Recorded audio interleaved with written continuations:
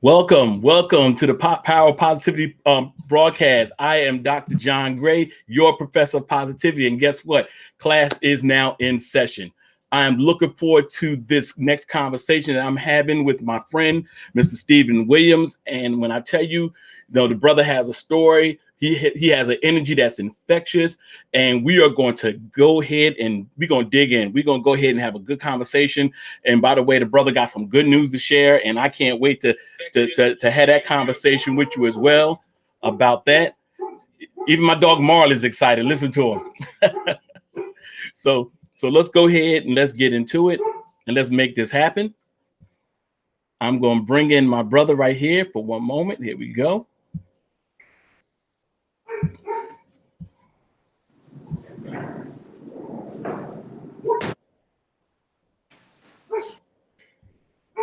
Hey, brother Steve, how you doing, man? How y'all doing today? Sorry about that.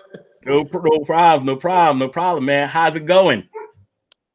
It's going very well, and I'm excited to be here. Thank you so much. I appreciate it. You are a busy man.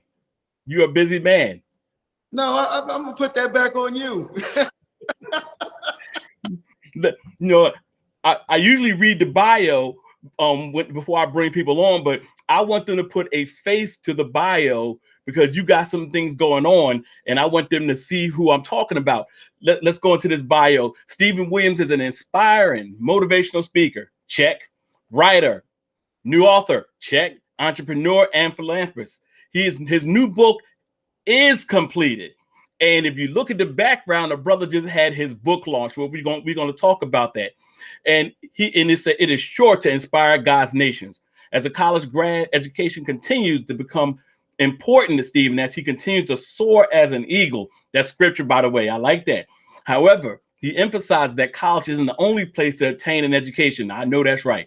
Putting pride aside, Stephen invites his audiences into his faith-filled life, which demonstrates his faith and belief in the Lord, believing that leading by example is the key for others to begin to follow. Growing up in a single-parent home between New York and Charlotte, North Carolina, Stephen has overcome several obstacles and achieved entrepreneurial success. His mission is to inspire children and adults to begin to live their dreams and walk into their destinies. Going through life can be challenging, and as a servant of the Lord, Stephen feels that it's his responsibility to serve fellow brothers and sisters. Sincere in all his efforts to serve and enlighten individuals of the abundance of opportunities that are right in front of them. Striving to live according to Hebrews chapter 11, verse 1. Now faith is the substance of things hoped for, the evidence of things not seen. Since a teenager, Stephen has lived by that verse, although not always realizing his actions of faith. Continuing to strengthen his relationship with the Lord, his mission is to inspire others to achieve their dreams and goals in a way that is natural for them. I like that. Understanding that God wants us to live prosperous and abundant lives. We are equipped with great power that perhaps some of us aren't aware of. With the Holy Bible as our instruction of life, aside from the gift of life itself, we have access to the most powerful resource on earth. Brother, welcome to Power of Positivity, and I welcome your story because I can't wait to hear this story. So first of all, my friend, welcome. Thank you so much. And I didn't know you were going to the bio was long, and I apologize. I thought you were going to cherry pick, No, I wanted to hear all of that, man. I wanted everybody to read all of that, every last bit of it. Absolutely, yes, indeed. So let's go ahead and jump into this. Something good just happened to you the other day. Something good just happened. Talk about it. What just happened? Oh, so my book release. Yes. Wow. I mean, it's just a blessing. It's an honor. You're nervous. You're excited. There's so many emotions all at one time. You're just like, it's finally happening. Cool. Okay. If you notice, I just put up your book. I see you have it in the background from your book launch, but also put a picture of your book up on the screen as well. Oh. And let's talk about that book, because that book is. I remember you talking, because we're both in a mastermind with our outstanding coach John Tellerico. Shout out to John Tellerico. And you were talking about the journey behind the book. Talk a little bit about the journey behind the book. What went into this book? Life happens to us. Life went into this book. as I was writing each chapter in this book, I was experiencing something, some form or facet of life. And I think that's the great part about it, because it came from a sincere place. It came from a place within your heart. It's real. It's not anything that I've made up. It's not fixated. I didn't have to guess. Mm. As you're experiencing in life, all the you're experiencing, and maybe some of the things came from the past, but wow, when they come from the past and they're fresh and they're vivid, whether they serve as a negative or positive reinforcer, it's there in your mind. So when I sat down to write my book, I remember one time, and it's a part of my book that I even dedicate like a special thanks, and it was to Dolly in the John Telleric's program and Power Voice, right? She's on both. I was sitting inside of one of my semi trucks, and it was hot outside. It was like one of those days where it was almost like 100 and something heat index. Well, this truck happened to be old, and this is when me and her did just a phone conversation. It wasn't a video chat. And here it is. I want to be a motivational speaker, man. I don't want to hear this loud truck running in the background. So I roll up the windows and they're loading the truck, and I'm sitting in there and they're just loading it up, and I'm sweating bullets and I'm talking to Dolly. And you would think the AC is on 30, but that was just how rejuvenating that conversation was. And I felt compelled to put that as a special thanks to her in my book, because I was at the point where I could still add. Wow. Just things like that. It's like real-time scenarios that just plague after plague. It's just awesome. I can't hear you. I think you're on mute. I am muted. It takes a lot to mute me, man, because I talk so much. It takes a lot to mute me. But listen, we're gonna dig into your journey, man. But something I saw was so impactful when you and your son were opening the boxes of the books. I was sitting there like, how cool is that? Can you talk about that feeling? That feeling. My son, my daughter, and my wife, they're my life, first of all. For my son to be able to bust that box open with me. But the funny thing about it, I looked at that video again, I think I became more overjoyed than when it was happening. Of course, when it was happening, it was happy. Me and him were ripping it up. And if you recall the video, he grabbed the books before I could even grab them. And then his hand also before I can grab my one. So when I look back at it and I saw how excited he was, and I'm like, wow, my son is truly, truly excited to be sharing this moment with me. My wife was recording, and my daughter, she was in the back saying her 2 melodies. But it was all good. It was, wow, that's the best feeling ever. It was perhaps almost as good as when I held him in my arms for the first time when he came into this world. Wow. Brother, that was deep. And I was sitting there and I was looking, and I always talk about seminal moments in people's lives that really, and it shapes who they are and what they're going to become. And I'm looking at your children and your son in particular, because, boys, they model their father. They want to be like their father because their father is the ideal to boys. And you're sitting here looking at him crack open this box of the books that came out of your passion. My brother, I was like, you know what? This is a Hallmark made for TV moment, man. Well, thank you very much. I appreciate you. Thank you. I just, first off, I have to be honest. Do I call you Dr. Gray? How do I refer to you? Yeah, listen, I'm your brother in Christ. You can call me John. That's my given name, brother. I appreciate that. You, brother, you can just call me John. You can call me Professor Positivity. You can call me John. Just don't call me late for my wife's cooking. You inspire me. I just thank God first, because without him, none of this would be possible. And I understand that. No, I'm not an overly religious person, but hey, look, I understand what I'm trying to accomplish and walk each day. With that being said, each and every moment that something great happens and I'm able to experience it with my son, my daughter, just my family, which I experience majority of the things with them because I operate to include them into my life. I make it an issue. Like, I don't have to do nothing that doesn't include my family. I don't. I love that. let's talk about the book for a moment.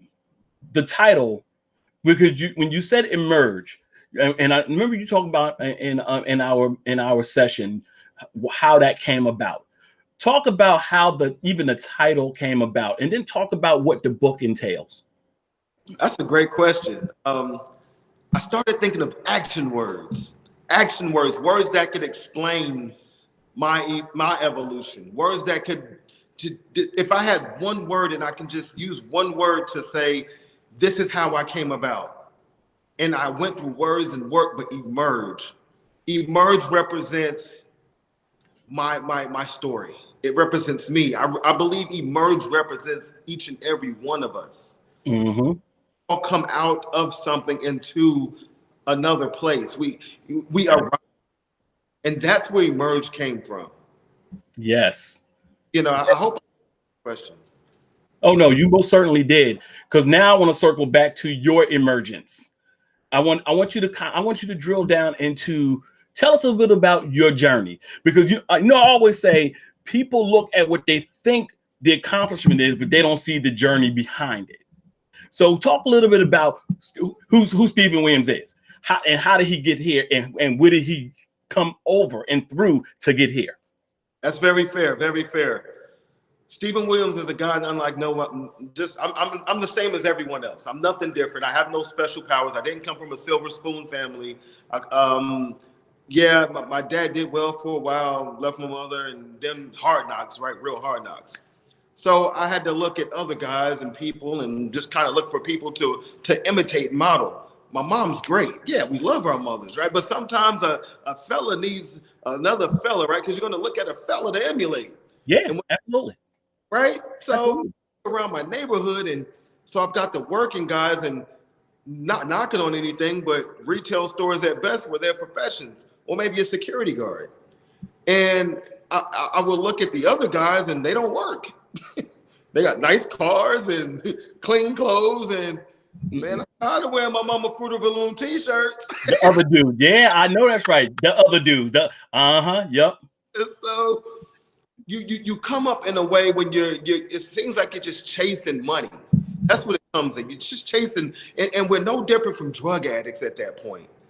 Yep. And I in the respect to when a crack cocaine, when they take their first hit of a pipe, they're chasing. They say they're chasing Jason. That's what they refer to it as sometime in the streets. Well, guess what?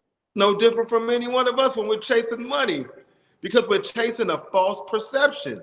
So I grew up chasing false perceptions, which led me to selling candy in school and trying to do everything I could to make $1 working Chick-fil-A's and McDonald's, all kind of places.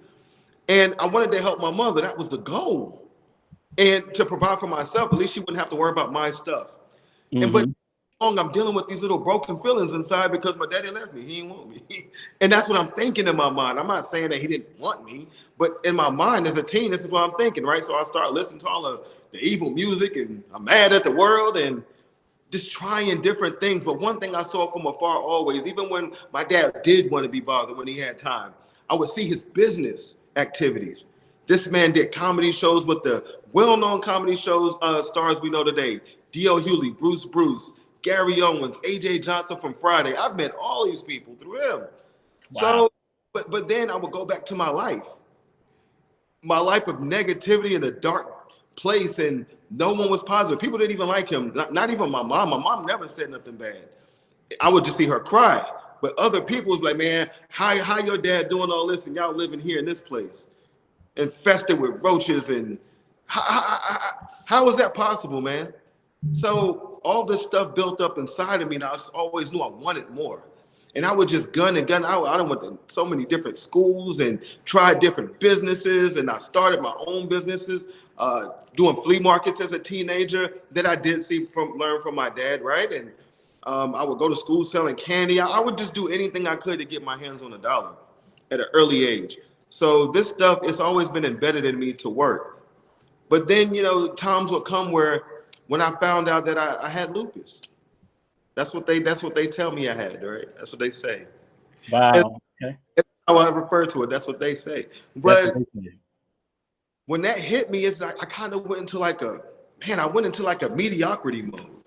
I got a job, and oh man, I need my health benefits, and I played that role. I drunk out that cup, so to speak, to myself. Mm-hmm. And I did that for many, many years. I went to college and changed my major. I did all that. But then one day I said, man, this is not it. No, I don't want it. I was actually going your route, right? I was in medical school at one point. Well, not medical school. I was going to community college, 2 classes away from the nursing program. I was going to take that route. And I switched my major at the very last minute back to business because that's where my heart was at, and had to go all over again. But it was all good. It was all good. So here I am today. And my journey is very long, and I don't want to bore everyone to death about that because it's like, what? I don't want to hear this. But no, yes, they do. Brother, yes, they do. I'm gonna tell you why. We don't see a lot of you. People, we are so celebrity oriented that that's why they call them stars, because they're supposed to be so far out there. And we focus on that, but really the tangible possibility is you. You're the tangible possibility that people can hear and see and can relate to, that the grind is real. Because what you're saying from your story is that, yo, I had to learn how to grind and hustle early. And that's an entrepreneur mindset. I always say, these brothers out here that's hustling in the streets, don't y'all know that y'all have entrepreneurship in you? Think about, just flip that switch. That's what y'all doing. Yeah, exactly. Then, so your book is about the road to entrepreneurship. Why is entrepreneurship so near and dear to your heart? Because even in your bio, you say that there's college ain't the only way. So why is entrepreneurship so near and dear to your heart? You know what? It's pretty interesting you said that. Because entrepreneurship is in each and every one of us. Doesn't have to be your business. And that's what I struggled with when I was naming my book. Because if I say Revelations of an Entrepreneur, automatically people want to think, oh my God, another business book. No, it's not necessarily that. Because it's in each and every one of us. Each and every one of us has an entrepreneur. You suit up every day and go to work at that corporate organization, you're an entrepreneur. You go to the cashier and work at the grocery store, you're an entrepreneur. You're a waitress in a restaurant, you're an entrepreneur. I don't care if you're a social worker, you're an entrepreneur. Well, how is that possible, Stephen? I get a W-2. Very well, very well. But see, you also have a choice in governing and running yourself. Yourself is a business. You are the entrepreneur, not the company, not the business. Trust me, yeah, I have a few assets. I own some things, but that isn't that's not the opportunity. Those are tools. Everything that I have is a tool. I am the entrepreneur. The entrepreneur is in here, and each one of us has that entrepreneur in here. And yes, that is what I'm talking about. Yes. You know, I'm gonna tell you what it reminds me of, because when I watch, my wife always says to me, sometimes, you know, you pick out some of the strangest stuff in movies and films, because it honestly is a microcosm of life. And I remember watching Power, the series Power, and Ghost was trying to, the guy was trying to buy his club, and he said, if you buy it from me, it's not gonna work. I am the club. It's me. What I bring to this is the secret sauce. And that's what you're saying. How we govern ourselves is the secret sauce. Absolutely. We don't even realize it. Well, you know, and you'll know exactly where I'm coming from. We're in the John Tellerico program, and we always say we don't compete. We don't compete, right? We create. We work together. Mm-hmm. There's a bad stigma, misunderstanding out there when it comes to ideas. I can tell anyone my nearest and dearest idea because I share things with people. I want to help people genuinely. So I share things. And I understand, I can tell you my plan word for word. I can write it down for you. I can make it sound real good to you. Go try it. So it's the application part where people fall short. So I actually have courses too that I'm going to roll out now that my book is out. They're already completed. They've been completed. Oh, that's what I'm talking about. I love it. It's the text. It's the prerequisite. It's the text. And my course is focused on application. Everyone has information. Everyone knows this and knows that, but everyone doesn't know how to apply the knowledge to win, to make. And that's where I come in. There you go. Brother, listen, you just said a mouthful. And one of the things I want to go to I want to go a little deep, and guess what? Because people don't realize being positive it takes a strength to be positive. Because we live in a negative world. It takes a strength to be positive. But one of the things that you talk about, that John Tallarico talks about a lot, is that spirit of competition. It's almost as if we are wired to be adversarial in our dealings, especially, here we go, Black men. Yeah. Especially Black men, which is a shame.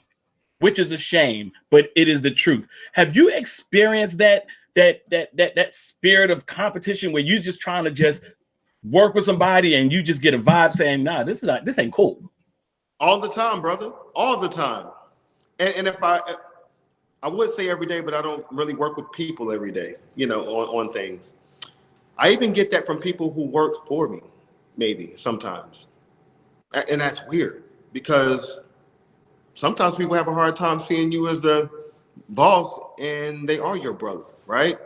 And so what you do is you have to operate from a higher frequency. You have to operate from a level of intelligence that will still allow you to accomplish the end goal. See, I once heard somewhere, and it's from one of the famous people, that the books, you don't have to lead from the front.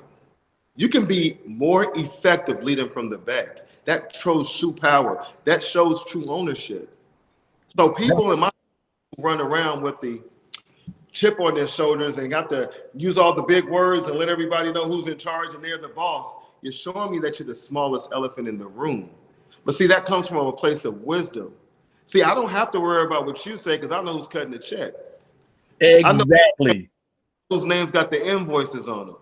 It's a different game. And if you got to tell, brother, I say this all the time, if you got to tell somebody at the top of your lungs that you're in charge, you're not. You're only trying to convince yourself you are, but you're not. But it's so true. It's the human dynamics that we find ourselves in, even when we're trying to help people, that spirit of competitive envy kicks in. And so many people get their blessings blocked because they operate from that capacity. And that's why John keeps telling us, once again, shout out to John Tallarico, he keeps saying to us, we're not in competition with each other. Now, some people make you raise your game. That's a difference from being competitive. There's a difference between somebody make you raise your bar and then you being competitive for the sake of just being competitive. You have a point, but when you say raise the bar, and if this is someone on your team, yeah, I mean, iron sharpens iron, and that's how we should look at it. I mean, none of us are experts in everything. We're not. I mean, especially business. It changes every day. Life changes every day. New technology comes out every day. You and I had a situation when we were troubleshooting this technology here, and I figured out that I can't use my iPad, the new one that I bought. That's so nice, but I can't use it. But I had to revert back to my new iPhone that I just bought also that I love. You helped me through that. Does that mean I'm any less intelligent because I didn't know that I couldn't use my iPad on this platform that we're using? No. What it does is it shows the level of intellect and understanding that I have, that I don't know everything, and that the only way I'm going to become better is if I seek help from my fellow brothers and sisters. That's the entrepreneur in you. If you're truly to be a successful entrepreneur, you are learning from others. You're growing from others. No, someone may have the wrong answer in the group. Someone might not be right, but they may think they're right. It's not our job to demean them. If we truly know the way, let's demonstrate that way instead of running our mouths. Yeah. You know what? Let me ask you this question, because I know my upbringing is similar to yours. And there's a song that if I go back to it, there's a song that's kind of like the soundtrack of my life. The Message by Grandmaster Flash and the Furious Five, Broken Glass Everywhere. Broken glass everywhere. Okay, all right. Yeah, I'm like, that's the first time I heard a song like, oh shoot, they talking about like what I see every day. Oh wow. And growing up in that space, it was kind of hard to ask people for help because the facade was, I got this. Did you have to deal with that whole thing yourself? And if you did, how did you get past that? Well, I really didn't have many people to ask for help. It was simple. Um, yeah, I mean, I wish. I used to wish I had someone. You know, I remember one time trying to get someone to help me to make a pharaoh, an Egyptian pharaoh, out of a bar of soap when I was 14. My mother was busy and I needed some help. And, you know, maybe the guy that liked her and was trying to date her was around, and another, you know, they try to impress. They couldn't help me carve a piece of soap, Dove soap, make a pharaoh. I didn't even know what the pharaoh was. So when I look at, and these were, so when I look at this, I'm like, who did I ever really have? When I did get a glimpse around my dad, I would try to, you know, be around and listen, but he was always kind of busy and didn't have the patience, the resolve to kind of slow down and incorporate me. So then again, I'm just looking from the outside again. And then the only guys who seemed to have time for me to help me were guys who necessarily didn't get PhDs from Harvard. Brother, I know that's right. You know, there's a lot of learning that took place on street corners and alleys. You know that people don't see. They you know you see this now, but you don't see what took place and what occurred. But so I get that. I hear you. When you were making your journey from your upbringing to your road to entrepreneurship, what are some of the things that you wish you could, if you could talk to your 21-year-old self now, what are some of the things that you would say? I'll tell you exactly what I would say to my 20-year-old self, because I think about it often. What I'm doing today, I'd have been doing when I was 21. What I'm doing today, I would have been doing when I was 21. When I was 30, I believe, 31. I started my company really when I was 31.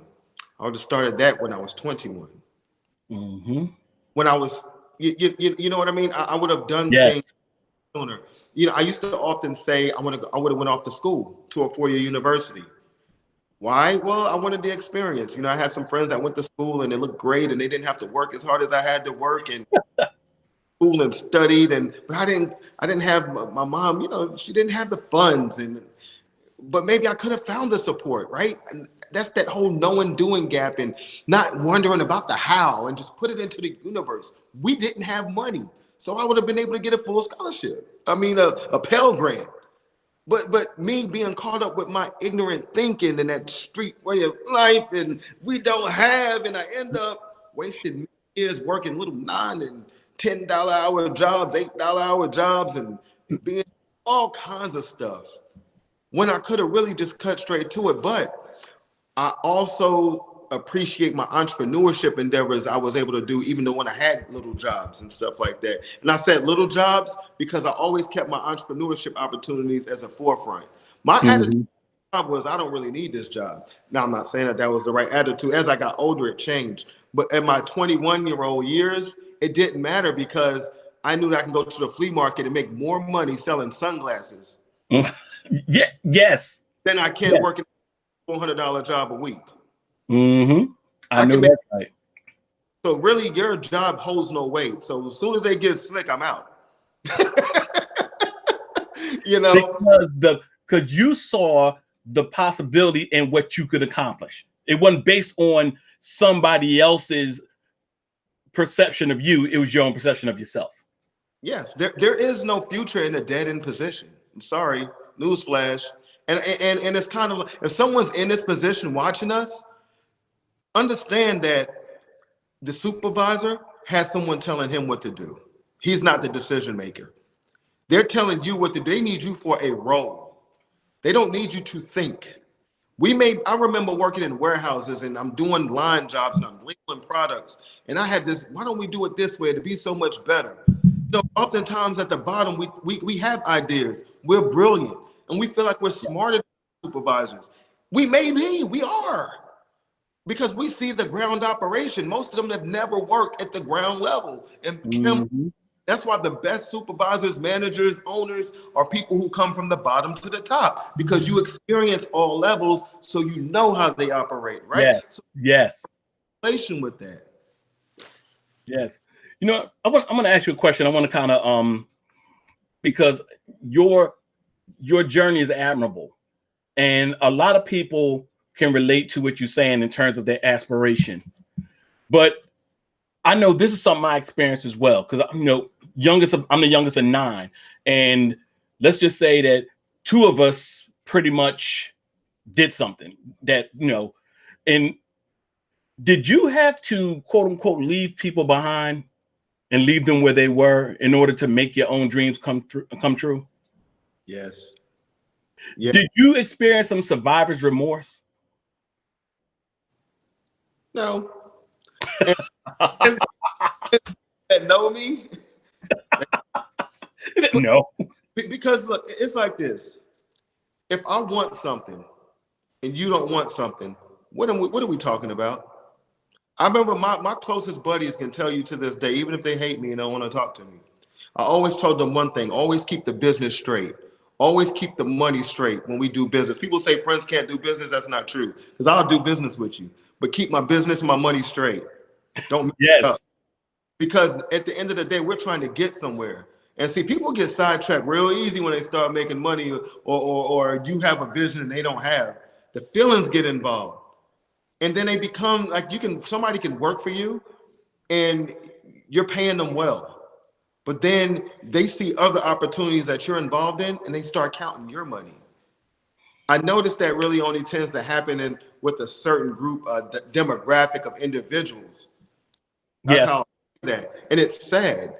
it is. But I don't have any remorse. Remorse for what? I tried to bring a buddy of mine along recently on my podcast. I had a podcast some months ago and I canceled it. I tried to bring him along. He wasn't really doing anything. Well, he didn't want it. Not motivated. I leave him. I don't feel bad. When I go to the mall, I say hello. How you doing, sir? My wife likes those shoes. Help me out. I hear you, man, because guess what? Some people, everybody can't go on this journey with you. Everybody's not meant to go with you. It just is what it is. Everybody can't go with you. In your book, give me the major takeaway that when somebody reads your book, this is the takeaway. I know there are a lot. There are a lot. And by the way, I'm gonna order your book. So I'm gonna ask how people can order your book. We're gonna get to all of that. But what is that major takeaway that you want people to have? You don't even have to read far into my book to get to it. But throughout the book, you'll find a consistency of going after what you want, not waiting. No. Going after it now, right now. I mean, I'm talking about this minute right now with full intensity.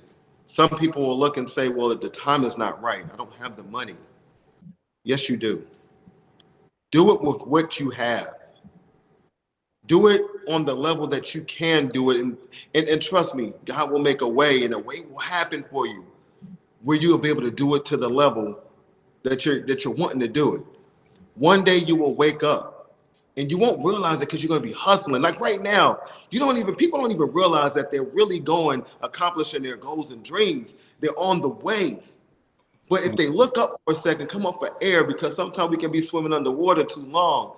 But if you come up for air, you really realize your head is right here. You're right at the water. Yep. Bring your head up and, oh my goodness, I've been swimming up the whole time and didn't realize it. Yes. So if you take away, understand that coronavirus, social injustice, none of this holds you back. As I tell him in my first chapter, story of praying work, story of Queen Jackson. She did what she did right after Jim Crow.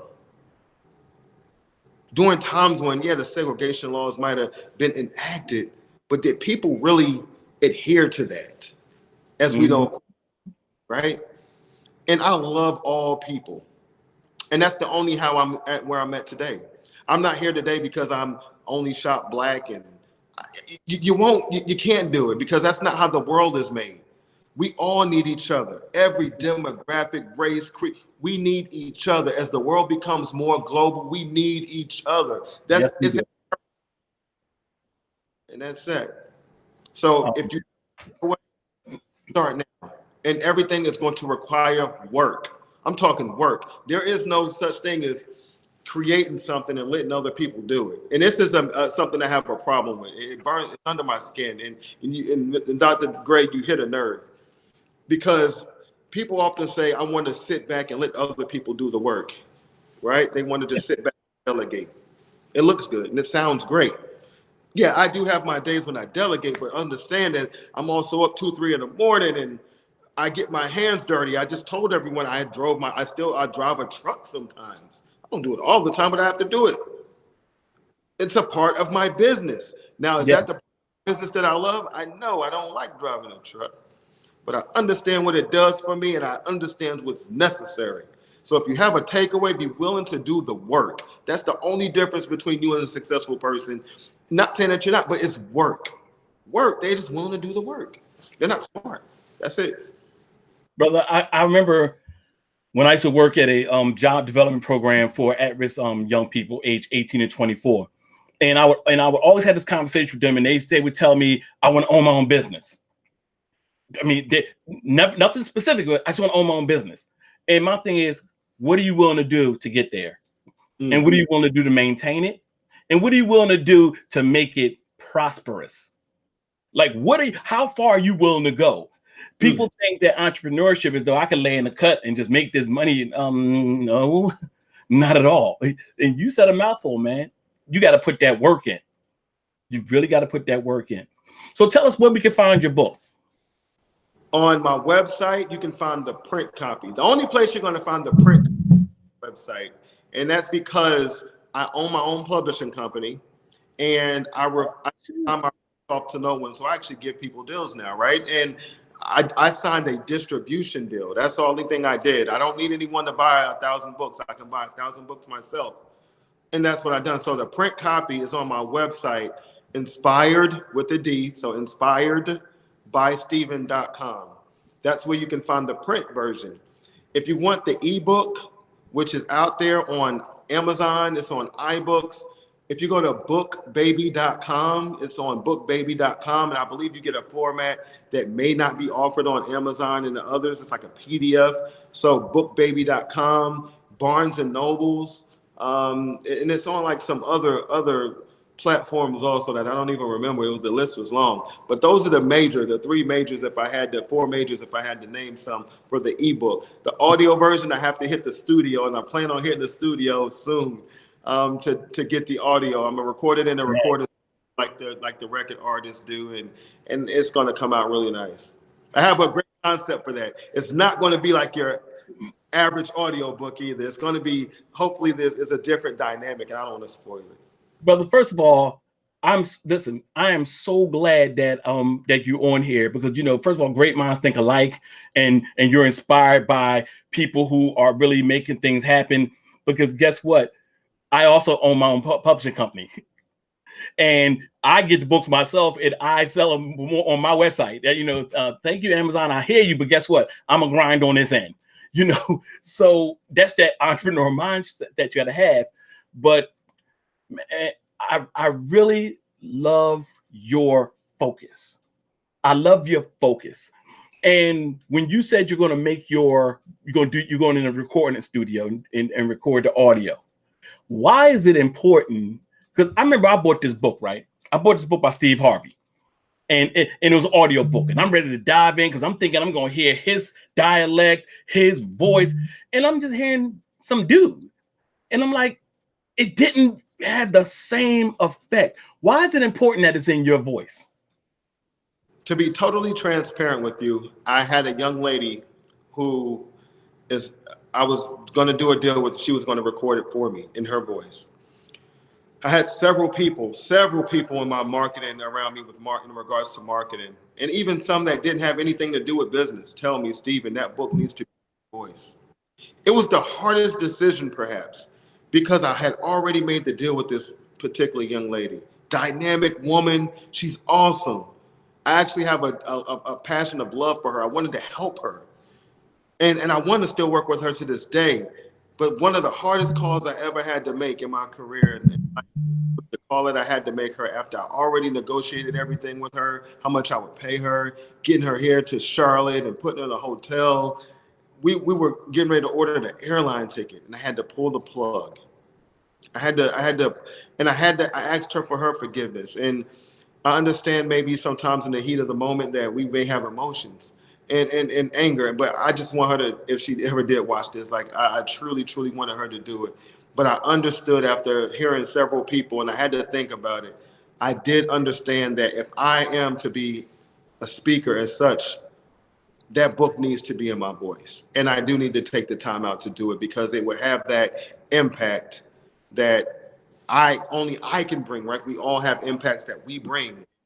And it wouldn't have been as effective, sir. So that's why I felt compelled to go into the recording studio this way. It was professional and do it myself. I had to do it myself. You know, the reason I brought that up is because I'm working on book number 2, which is coming out, Above and Beyond, the 8 Things Champions Do to Conquer Their Limits. But my first book is pretty much a journey of my life. And I'll make that an audio book. And I said, this has to be in my voice because certain things are only relayed through the lived experience. And people will resonate with your lived experience because they'll hear it in your voice. So once again, so your website, Inspired by Stephen, inspired with a D, Inspired by Stephen. Inspired, be inspired. Yes, inspiredbystephen.com. Y'all, I'm silly. I'm going to be honest with you. I'm just straight up silly and I like to have fun. And it's inspiredbystephen.com. Yes, it's there. So go ahead and grab your book out there, people, and make sure that you, go ahead. No, if I may say something, please. I'm raising my hand. Can I say something? Yes, go ahead. You got it. The print copy on my website is $24.99, but that includes shipping and handling. So people will look at that and be like, $24.99, but understand that that includes shipping and handling. Did they get an autograph at least, brother? They get an autograph? And I'm autographing it. You better know it. There you go. And the ebook is $9.99 on those platforms. So, you know, we covered a nice demographic range. I like that. That's what I'm talking about. Brother, telling you, I'm on the same wavelength. I say, listen, you can get it on Amazon, but you ain't gonna listen. It ain't gonna be my signature on it. If you want my signature, just go to my website and I'll ship it off to you signed. Because that means so much. That makes it personal, and which is what I'm gonna do. And my wife is watching with us, sweetheart, because she handles the money in the house. I'm smart. I already know what it is. I don't have no pretensions. My wife handles all that. I don't even play.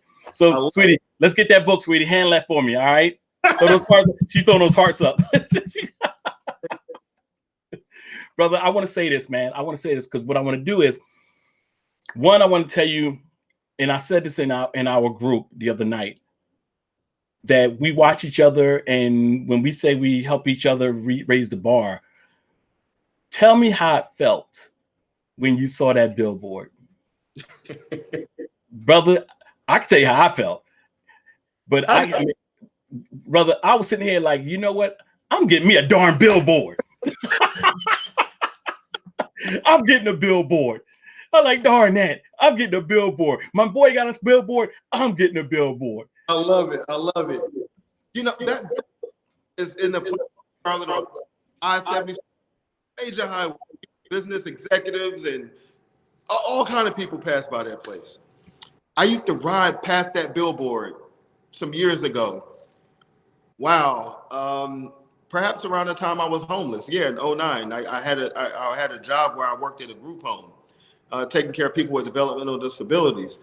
And I would ride in the back of the 16-passenger van, sometimes driving it, and I would ride by there. I made $9.45 an hour. I worked 7-day rotations. I didn't make no money. But I felt insignificant. So when I was in a position to do this, and I started thinking about the biggest billboards in the city of Charlotte, where are they? I want them. And I remembered this one that I used to ride by. It wasn't the only big one in the city, but I remember this one, and I want it. So I called her up, and I told her what I got going on, and I said, look, I'm not one of your big Fortune 500 companies yet. I said, but I said, but I can do something. And they were so great. Got the billboard up. It's still running now after my event. It switched today to a different image. advertising me as a speaker and letting them know that they can get the book. It switched, so it's great. We're going on with it. You know, I don't know how long I'm gonna go on with it, but right now it feels great. So when I saw it, I was just overjoyed. When I first saw it the first time, I was on the side of the highway. I parked my car, walked up the side. People looking at me like I'm crazy, and I was overjoyed on the side of the highway. I didn't even know how to feel. Brother, I know. Listen, brother, I know that's right. And you had but listen, you were justified if you was out there dancing, doing your thing. You'd have been justified. If you was doing the moonwalk, you'd been justified, brother. Because that's some good. No, that's some good stuff. That just adds to the story, bro. It really does. It adds to the story. That's like I said, I'm getting a billboard. I told my wife I'm getting a billboard. Hey, I say do it because what's the difference between us and Steve Harvey? Us and Les Brown, in terms of people, they have great talents and abilities, and I strive to be like them. Lord, let me be a quarter of what Mr. Les Brown is, Uncle Les. I call him. Let me be a little of him, and I'm good. But as far as image goes, how important is this journey to you? Is it? Are you playing with it? You can afford it? Come on now. Can you not show it on radio or advertisement? I mean, I don't know. How bad do you want it? You can't look at somebody else and get jealous and envious or think it's not for us. How bad do you want it? Because see, you don't know how bad I want it. There you go. There you go. I mean, you know, they're looking at me and, you know, okay, I might have something here or there, but how bad do I want it? What am I willing to risk? What am I willing to put on the line? And that's the danger comes when you talk about competing. Terror barrier. That's a terror barrier. If you compete with the wrong person, you never know how far that person's willing to go. There you go. Beware, because I'm gonna tell you, I want it. There you go, brother. That's what I'm talking about. There's a part of me that never forgets where I came from, you know, and that drives me. And I'm like, you know what? Simply because of how I had to grow up and grind, that makes me who I am. So you have no idea how bad I want this. So you're right, man. How bad do you want it? And my wife put up there, you got to be hungry. You got to be hungry. Okay. I love it. But I want to say something also, if I may. Yes. The most exciting thing for me, what hit me home, I love Steve Harvey. I love Steve Harvey, y'all. Yes. I'll wake up sometimes and I'm dead tired, or just to hear his 6 o'clock motivation. I done heard him all a million times every morning. So when I told him radio said, I strategically, I don't care where, but I'm on Steve, so I need that. And I said, how much it costs. I don't know if I can afford it. She said, you'll be surprised. Let me show you what I can do for you. And God, where there's a way, there's a will. I'm going to tell y'all this, and I believe that. And not only did I get one spot on his show, I had 2 spots on his show, 6 to 10. Monday, I had it from Thursday to Thursday, the entire week before the show. Nice. So just put it out there and believe, and you have to believe in what you're doing. And people talk. They talk. Talk is cheap. Put your money up. That lets people know you're serious. Put your money up. Make it happen. Make it happen. No one else is going to do it for you because it's impossible for someone else to do it for you. Someone might be able to introduce you to somebody and connect you, but if you're worthless because you haven't worked on yourself and you don't have nothing to offer, is what my meaning was by worthless. But if you don't have to offer people because you haven't developed yourself, and you know, nothing for nothing, but you should be able to talk fluently about something without having to recollect often. If it's coming from, and that's where Les comes from with feeling ourselves. Man, that man, he's a walking quotation book. Yes. That's my strength. But what is my, it's telling you me and my experience. And I think we all can do that. You're right, man. You're so right that if you don't value yourself enough to invest in yourself, how do you think you're going to add value to somebody else? And that's the truth. We have to invest in ourselves. Here's what I want you to do, man. Man, listen, this has been, first of all, this is not going to be the first time we talk. It's not. It can be, because I really believe that we're going to be collaborating going forward. And I want you to be on deck. I got my Power Talk summit coming up. and I have Power Talk 2 that's coming up in March. And then in April, May, I'm doing Power Talk 3. And I'm just putting it out there now that I really would love for you to be on that Power Talk Summit. I really would love for you to be on that, man. So please, you're going to be getting more information. Stand by, because your inspiration is infectious. And one thing about us, real knows real. Real knows real. And your authenticity comes through when you talk, man. And I just really, I just want to tell you, brother to brother, I appreciate that. Hey, I thank you so much, Dr. Gray. Your words right now, they just hit me. They were extremely impactful. And I thank you. I truly thank you for your words. That